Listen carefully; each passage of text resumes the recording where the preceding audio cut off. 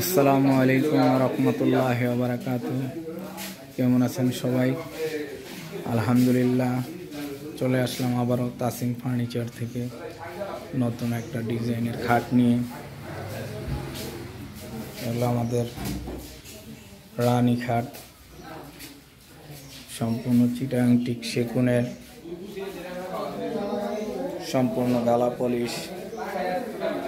এটা আমরা কোনো রং ব্যবহার করিনি, শুধু গালা পলিশ। এটার সাথে আছে এই যে সাইড বক্স, এই আছে হাইসা, হাইসা আমাদের।